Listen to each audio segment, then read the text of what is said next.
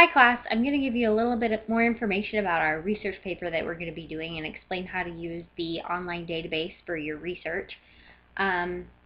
First of all, I need to mention that I have changed a little bit about what I have asked you to do in the research paper, and you can find that detailed description in the assignment section of Canvas under week 16 research paper. And it will tell you all about what I want you to do. Basically, I've asked you to look more at the history and the development of the theory that you've chosen, and then if you want to go into a question that you can. So look at that. So now we're going to go into how to find the stuff that you want to find online. So we just get on to the Dixie website, go to current students and to library. It will bring you to this page. We want to go to article databases. Click on general multi-subject list. It will ask you to log in at this point, which I've already done so. And then just click on academic search Premier. And we actually want to search multiple databases instead of just one database because it's so much easier that way. So we go to choose databases, and we're going to click on the ones that I've found most helpful in the past, but you're welcome to click on whatever you want. But it is hard when it's so broad. You want it to be applicable. So these are the ones that I have had success with in the past. But you're welcome to look wherever you want to look as well.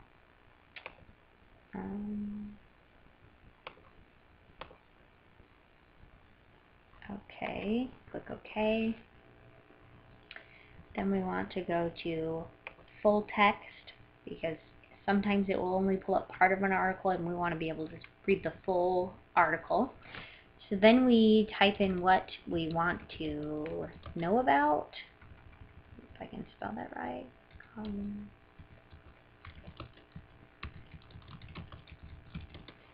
Somehow I didn't spell that right. Anyway, cognitive dissonance theory. Okay. So we've got cognitive dissonance theory, and let's say that that's the theory that we're looking into. And let's say, or did we not spell that right?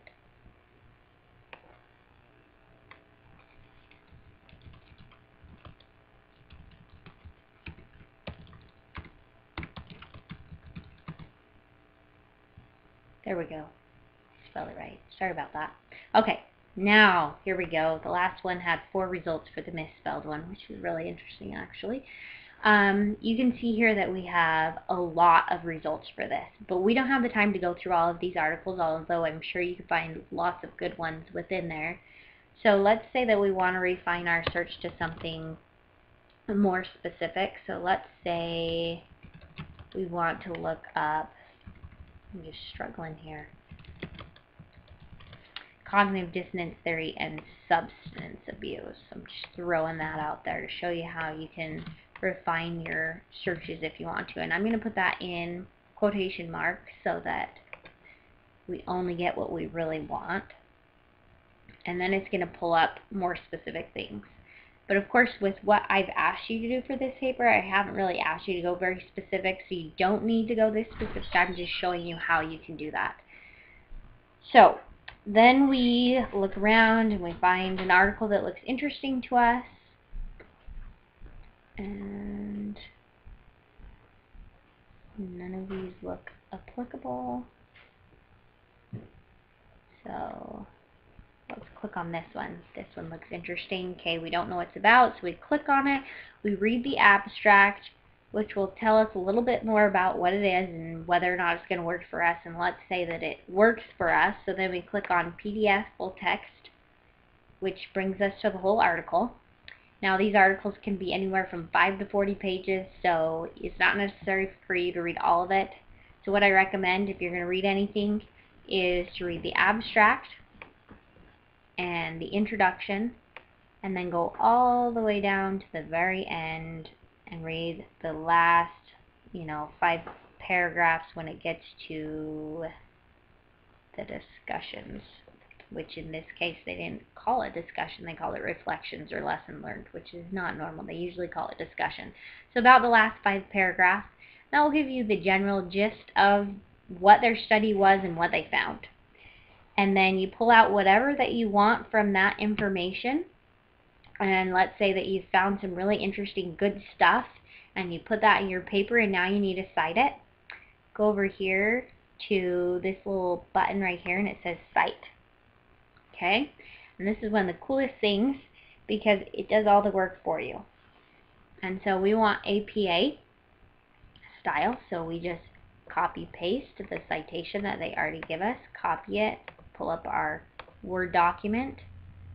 Got my research paper here, and we're going to paste that into our Word document.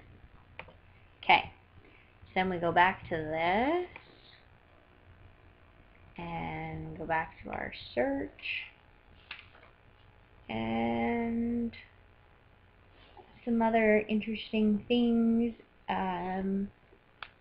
Let's say that you've been searching and then you get off the computer or something and you're not sure what you were just looking at, but you want to get back to what you were looking at.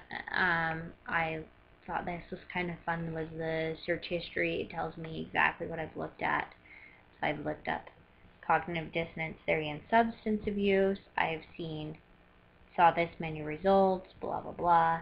Okay, so that will give you what you need there.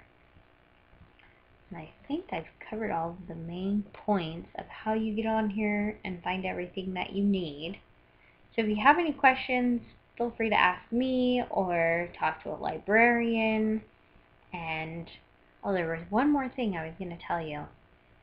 So this probably isn't the most applicable for this particular research paper, but as you get into more research, and let's say you're researching like one specific thing, like you really want to know about this one subject and you're just really having a hard time finding more articles. Say you found like 1 or 2 about the thing that you want. So let's say it was, this substance abuse and you're looking particularly at youth and you're really inspired by this thing. So you go to your PDF file and scroll all the way down to the references in the page. And after you've read the article and have a good idea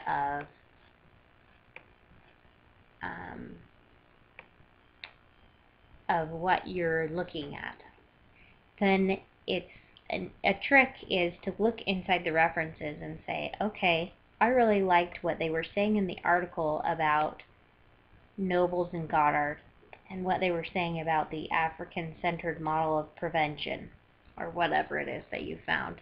So then you can actually take this source and type it into the search and use the publication and the dates and all that stuff, and you can pull up that article.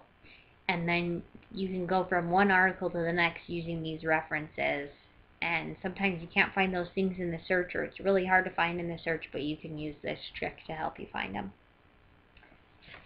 So, as long as you remember the basic ideas of how to search for your article, how to get onto the website, and how to use that citation that I told you about, citing and copying, pasting the APA, then things should be pretty simple and basic for you, and I'm excited to read what you have found. Good luck!